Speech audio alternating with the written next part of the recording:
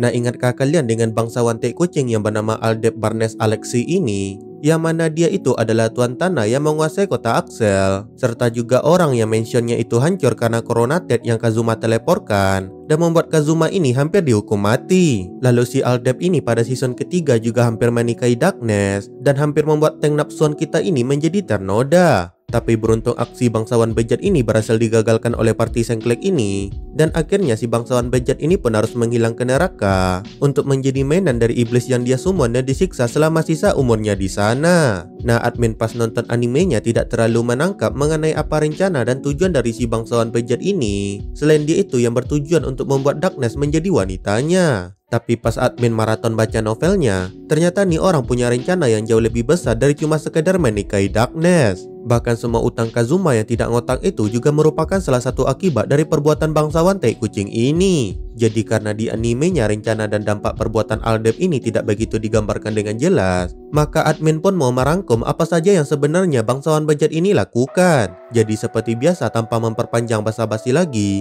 langsung saja kita mulai. Pertama, kita akan membahas pusaka suci terlebih dahulu. Nah, kalian pasti ingat saat Kazuma akan dikirim ke Isekai, dia itu ditawarkan berbagai pusaka suci untuk menjadi item nge-cheat sebagai bonus bereinkarnasi. Selain Kazuma, masih ada banyak orang lain yang juga mendapatkan pusaka suci tersebut dan turun ke dunia Konosuba ini. Lalu kemudian ketika para reinkarnator itu mati, pusaka suci mereka itu tidak ikut bersama mereka ke akhirat dan tetap tertinggal di dunia Konosuba tersebut. Nah, mungkin kalian akan berpikir jika pusaka suci itu tidak akan bisa digunakan oleh orang lain selain pengguna aslinya. Dimana hal ini juga pernah disinggung saat Kazuma mencuri pedang terkutuk milik Mitsurugi Kyoya, yang mana selain Mitsurugi Kyoya ini, tidak ada orang lain yang bisa mengeluarkan kemampuan asli dari pedang tersebut. Namun meski begitu, pedang terkutuk itu masih tetaplah sebuah pusaka suci, dimana walaupun tidak bisa mengeluarkan kekuatan aslinya, pedang tersebut masihlah lebih tajam dan lebih kuat dari semua pedang biasa yang ada di dunia Konosuba tersebut. Dan sama seperti pedang terkutuk milik Mitsurugi ini, pusaka suci lainnya yang sudah kehilangan pemilik asli mereka karena pemiliknya itu sudah meninggal pun masih tetap bisa mengeluarkan kemampuan dari pusaka tersebut meski tidak sekuat saat digunakan oleh pemilik aslinya. Nah, beberapa pusaka suci itu memang bisa dibilang tidak berbahaya dan tidak akan membuat dunia menjadi kacau. Tapi dari sekian banyak pusaka suci yang Dewi Sengklek kita ini give away, tentu ada juga beberapa yang sangat berbahaya meski pemilik asli dari pusaka suci itu sudah mati. Dan dua dari beberapa pusaka suci yang berbahaya itu malah jatuh ke tangan bangsawan tai kucing ini. Ya, dua pusaka itu adalah alat sihir yang bisa memanggil monster tanpa pengorbanan apapun, dan juga alat sihir yang bisa digunakan untuk bertukar tubuh.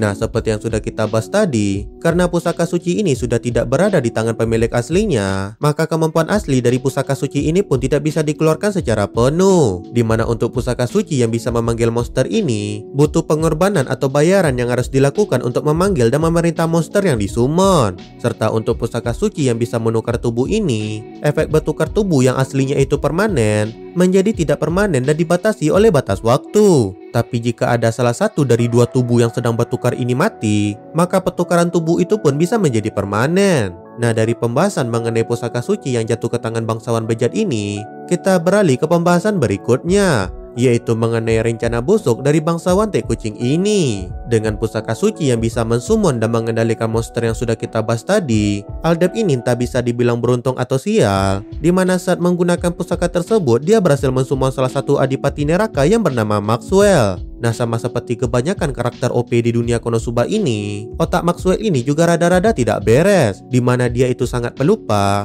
bahkan selalu melupakan permintaan yang Aldeb ini buat, serta juga bayaran yang Aldeb ini seharusnya berikan kepada dirinya. Aldeb yang mengira Maxwell ini cuma iblis tingkat rendah pun mulai mengeksploitasi kekuatan Maxwell dan membuat dirinya menjadi bangsawan tuan tanah yang menguasai daerah Axel. Oh iya, Maxwell ini punya kekuatan yang bisa dibilang sangat OP, dimana jika Vanir adalah iblis yang bisa melihat kenyataan, maka Maxwell ini adalah iblis yang bisa membengkokkan kenyataan itu sendiri. Dia itu bisa membuat semua orang berpikir sesuai dengan apa yang dia inginkan. Ya, kemampuannya itu mirip-miriplah kayak kemampuan hipnotis yang bisa mempengaruhi satu dunia. Dan dengan kemampuan Maxwell tersebut, Aldeb ini pun bisa dengan mudah memanipulasi kenyataan dan membuat dirinya menjadi seorang bangsawan yang menguasai kota Axel ini. Lalu selama dia menjabat sebagai penguasa kota Axel, dia itu melakukan berbagai berbagai macam kejahatan. Mulai dari yang biasa para bangsawan bejat lakukan seperti tidak mengurus wilayah mereka dan menyalahgunakan kekuasaan mereka. Selain itu, Aldep ini juga memaksa banyak wanita untuk menikah dengan dirinya. Dan para wanita itu juga selalu mendapatkan perlakuan yang buruk. Dan setelah itu pada akhirnya mereka akan dibuang setelah bangsawan bejat ini puas dengan mereka. Semua perilaku buruk si Aldep ini membuat tidak ada satupun orang di kota Axel ini yang tidak membenci dirinya. Lalu lanjut di saat kejadian Kazuma melawan Destroyer, di mana mansion milik Aldep ini hancur karena Coronated yang Kazuma pindahkan secara acak malah berakhir di tempat Aldep ini. Aldep pun menyalahkan Kazuma atas hal tersebut dan menyuruh hakim menjatuhkan hukuman mati kepada Kazuma ini. Lalu berkat adanya Darkness, Kazuma pun berhasil lolos dari persidangan yang tidak adil tersebut. Namun sebagai gantinya, Darkness malah ditawari lamaran pernikahan dengan anak si Aldep ini. Ya, kita sudah lihat bagaimana hasil lamaran tersebut di season keduanya,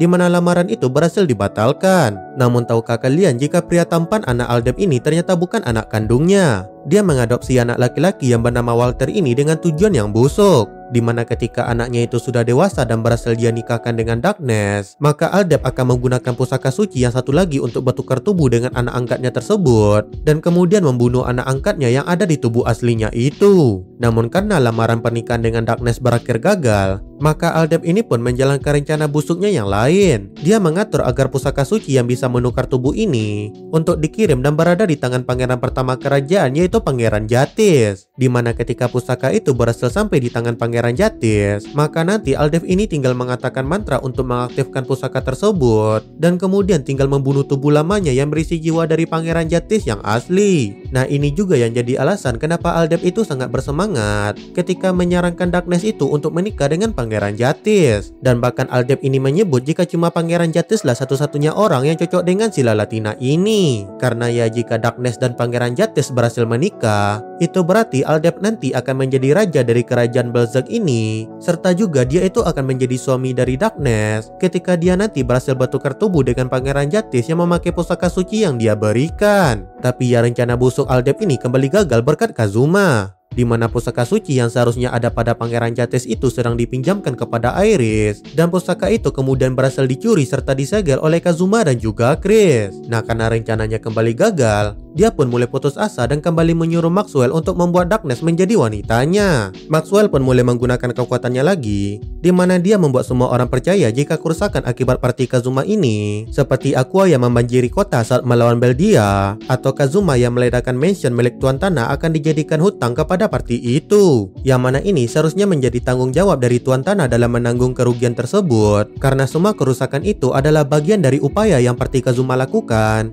demi melindungi kota Axel serta semua penduduknya. Tapi lagi-lagi berkat kekuatan yang bisa membengkokkan kenyataan milik Maxwell ini, semua orang pun menganggap hal itu wajar jika utang tersebut menjadi tanggung jawab dari Kazuma. Dan bahkan Darkness juga tidak curiga kenapa Kazuma malah diberikan hutang yang tidak ngotak tersebut. Maxwell juga menghipnotis Darkness untuk mau menawarkan dirinya kepada Aldep sebagai ganti bayaran dari hutang Kazuma yang sangat tidak ngotak tadi. Maxwell juga mengutuk ayah Darkness supaya membuat Darkness ini semakin terpojok, sehingga Darkness pun mau tidak mau harus menjadi istri dari bangsawan Tai Kucing ini. Dan hal inilah yang menjadi asal mula masalah pernikahan Darkness di season ketiga pada animenya. Dan seperti yang kita tahu, lagi-lagi rencana Aldep ini berhasil digagalkan oleh Kazuma, dan ujung-ujungnya Aldep ini pun malah berakhir menjadi mainan Maxwell untuk disiksa di neraka sepanjang sisa umurnya. Nah, setelah Maxwell dan Aldep menghilang, efek kekuatan Maxwell ini pun juga ikutan menghilang, sehingga Darkness ini pun akhirnya merasakan keanehan saat mengingat kenapa Kazuma malah diberi hutang meski dia itu adalah seorang pahlawan yang menyelamatkan kota Axel tersebut. Dan ya bisa dibilang nasib sial Kazuma yang punya banyak utang itu tidak sepenuhnya salah Aqua, melainkan salah dari bangsawan Tai Kucing ini yang bersekutu dengan iblis tingkat tinggi. Lalu setelah masalah utang Kazuma ini selesai, dia juga akhirnya kembali mendapatkan bayaran yang layak, serta juga semua uang yang dia bayarkan ke Aldep sebelumnya juga akan menjadi miliknya lagi. Dan Kazuma di akhir season ketiganya ini pun menjadi seorang petualang yang paling kaya di kota Axel tersebut.